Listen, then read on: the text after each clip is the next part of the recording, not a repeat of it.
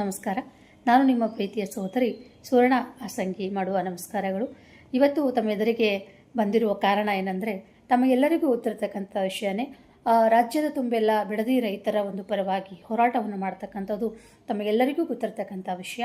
ನಮ್ಮ ರಾಜ್ಯದ ಮಾನ್ಯ ಮುಖ್ಯಮಂತ್ರಿಗಳಿರ್ತಕ್ಕಂಥ ಡಿ.ಕೆ. ಶಿವಕುಮಾರ್ ಅವರು ಈ ಒಂದು ಟೌನ್ಶಿಪ್ ಮಾಡುವ ಒಂದು ಬಿಡದಿಯನ್ನು ಟೌನ್ಶಿಪ್ ಮಾಡುವ ಮುಖಾಂತರ ರೈತರಿಗೆ ಭೂಮಿಯನ್ನು ತೆಗೆದುಕೊಳ್ಳುವ ಒಂದು ವಿಚಾರವಾಗಿ ಕೂಡ ಆ ಭೂಮಿಯನ್ನು ಕೊಡುವುದಿಲ್ಲ ಅನ್ನುವ ಒಂದು ರೈತರು ಹೋರಾಟವನ್ನು ಮಾಡ್ತಕ್ಕಂಥ ವಿಷಯ ತಮಗೆಲ್ಲರಿಗೂ ಗೊತ್ತಿರ್ತಕ್ಕಂಥ ವಿಷಯ. ಬಿಡದಿ ರೈತರು ಕೂಡ ನಮ್ಮ ಭೂಮಿ ನಮ್ಮ ಹಕ್ಕು ಅನ್ನುವ ಒಂದು ವಿಚಾರದೊಂದಿಗೆ ಬಹಳಷ್ಟು ದಿನಗಳಿಂದ ಹೋರಾಟವನ್ನು ಮಾಡ್ತಾ ಇದ್ದಾರೆ. ಈ ಹೋರಾಟಕ್ಕೆ ಯಾವುದೇ ರೀತಿ ಇನ್ನೂವರೆಗೂ ಕೂಡ ಪ್ರತಿಫಲವಾಗಿ ಶುಭಸೂಚನೆಗಳು ಕೂಡ ಕಂಡು ಬಂದಿಲ್ಲ.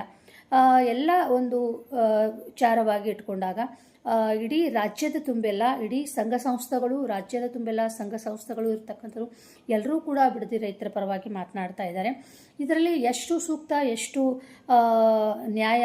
ನ್ಯಾಯಸಮ್ಮತವಾಗಿದೆ ಅನ್ನೋದು ಕೂಡ ಕೂಲಂಕುಷವಾಗಿರ್ತಕ್ಕಂಥ ವಿಚಾರ ಮಾಡುವುದು ಬಹಳಷ್ಟು ಸಮಂಜಸವಾಗಿದೆ.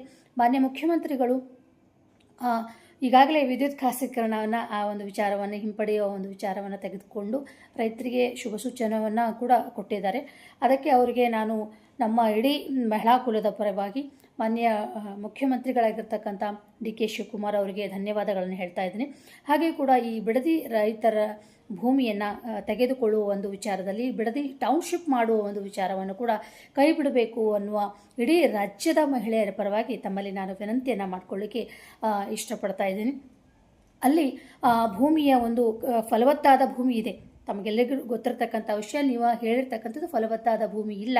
ಸೊ ಅದಕ್ಕಾಗಿ ನಾವು ಟೌನ್ಶಿಪ್ ಮಾಡುವ ಒಂದು ವಿಚಾರವನ್ನು ಹೊಂದಿದ್ದೀವಿ ಅನ್ನೋ ಸಾಕಷ್ಟು ಸಭೆಯನ್ನು ಮಾಡಿ ನಾವು ಇದನ್ನು ತೀರ್ಮಾನವನ್ನು ತೆಗೆದುಕೊಂಡಿವಿ ಅನ್ನುವ ವಿಚಾರವನ್ನು ಕೂಡ ತಾವು ಹೇಳ್ಕೊಂಡಿದ್ದೀರಿ.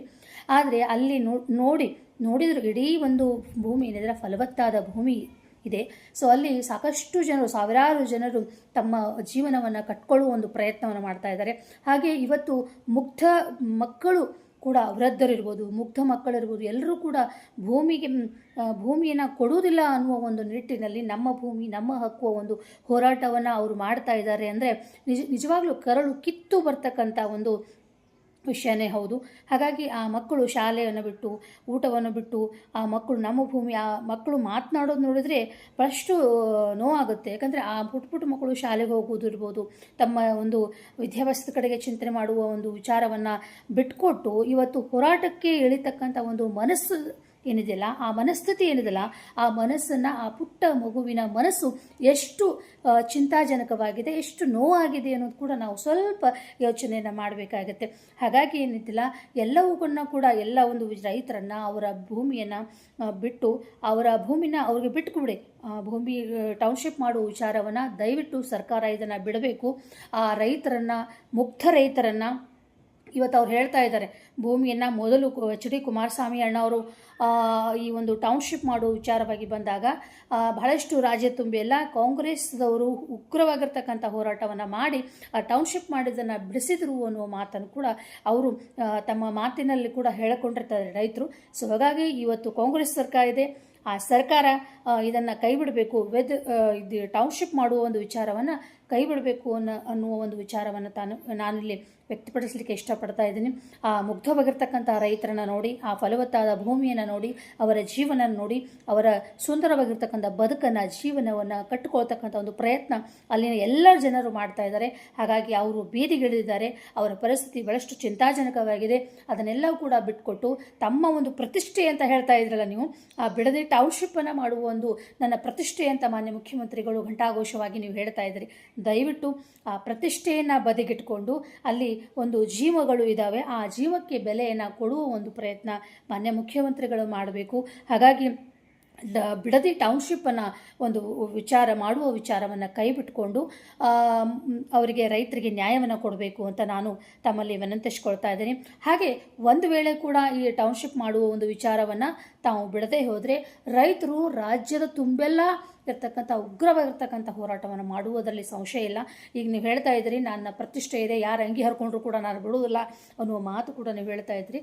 ಅದು ಮನಸ್ಸನ್ನು ಕದಲಿಸ್ತಕ್ಕಂಥ ಒಂದು ಕೆಲಸ ಇದೆ. ರಾಜ್ಯದ ಮುಖ್ಯಮಂತ್ರಿಗಳಾಗಿ ತಾವು ಬಂದ ನಂತರ ಇಂಥ ಒಂದು ರೈತರಿಗೆ ನೋವನ್ನು ಕೊಡ್ತಕ್ಕಂಥ ಒಂದು ಪರಿಸ್ಥಿತಿಯನ್ನು ತಂದು ಒದಗಿಸಬಾರ್ದಾಗಿತ್ತು.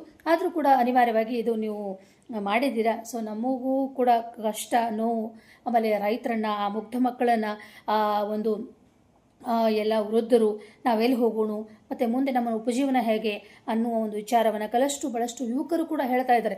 ನಾವು ಇವರು ದುಡ್ಡನ್ನು ಕೊಡ್ತಾ ಇದ್ದಾರೆ, ದುಡ್ಡು ಎಷ್ಟು ದಿನ ಇರ್ತೈತಿ, ಅವು ಇವತ್ತು ಇರುತ್ತೆ ನಾಳೆ ಹೋಗ್ತೈತಿ.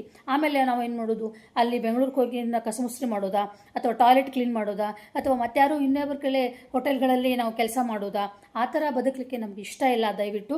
ಹಾಗಾಗಿ ನಮ್ಮ ಬಿಡದಿ ಭೂಮಿಯನ್ನು, ರೈತರ ಭೂಮಿಯನ್ನು ಬಿಡಬೇಕು ಅನ್ನುವ ಒಂದು ಘಂಟಾಘೋಷವಾಗಿ ವೃದ್ಧರಿರ್ಬೋದು, ಯುವಕರಿರ್ಬೋದು, ಮಹಿಳೆಯರಿರ್ಬೋದು, ಪುಟ್ಟ ಮಕ್ಕಳಿರ್ಬೋದು, ಎಲ್ಲರೂ ಕೂಡ ತಮ್ಮಲ್ಲಿ ವಿನಂತಿಯನ್ನು ಮಾಡಿಕೊಡ್ತಾ ಇದ್ದಾರೆ. ಅದಕ್ಕಾಗಿ ರಾಜ್ಯದ ಮುಖ್ಯಮಂತ್ರಿಗಳಲ್ಲಿ ನಮ್ಮ ಇಡೀ ಮಹಿಳಾ ಕುಲದಿಂದ ಒಂದು ವಿನಂತಿಯನ್ನು ಮಾಡ್ಕೊಳ್ತಾ ಇದ್ದೀನಿ.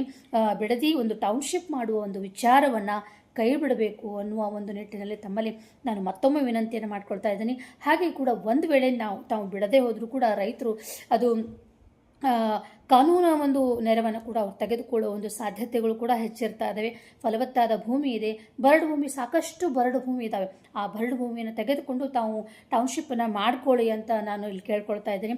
ಹಾಗೆ ಫಲವತ್ತಾಗಿರ್ತಕ್ಕಂಥ, ಅತ್ಯಂತ ಫಲವತ್ತಾಗಿರ್ತಕ್ಕಂಥ, ನೋಡಿದರೆ ಆ ಭೂಮಿಯನ್ನು ನೋಡಿದರೆ, ಅಲ್ಲಿ ಆ ನಿಸರ್ಗವನ್ನು, ಪ್ರಕೃತಿಯನ್ನು ನೋಡಿದರೆ ಬಿಟ್ಟು ಬರಲಿಕ್ಕೆ ಮನಸ್ಸಿಲ್ಲ.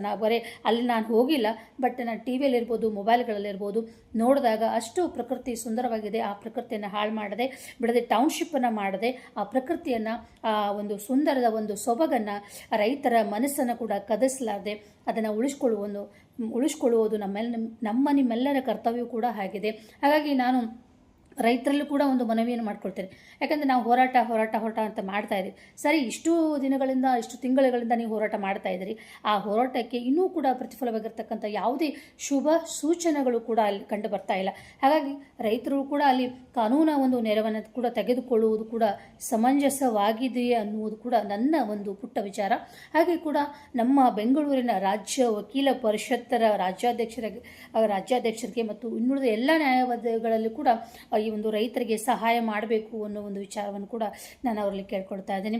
ಒಟ್ಟಾರೆ ಈ ಬಿಡದಿ ಟೌನ್ಶಿಪ್ಪನ್ನು ಕೈ ಬಿಟ್ಟು ಆ ರೈತರ ಬದುಕನ್ನು ಕಟ್ಕೊಳ್ಳುವ ಒಂದು ಆಶಯನ ಕೊಡಿ. ಹಾಗೆ ಸುಂದರವಾಗಿರ್ತಕ್ಕಂಥ ಬಿಡದಿ ಪ್ರಕೃತಿ ಸೊಬಗು ಎಲ್ಲವನ್ನು ಉಳಿಸಿಕೊಡುವ ಒಂದು ಸಾಧ್ಯತೆಗಳು ಇದೆ. ಅದನ್ನು ಪ್ರಯತ್ನವನ್ನು ನಮ್ಮ ಸರ್ಕಾರ ಮಾಡಲಿ ಎನ್ನುವ ಒಂದು ಆಶಾಭಾವನದೊಂದಿಗೆ ನನ್ನ ಮಾತುಗಳನ್ನು ಮುಗಿಸ್ತಾ ಇದ್ದೀನಿ. ನಮಸ್ಕಾರ.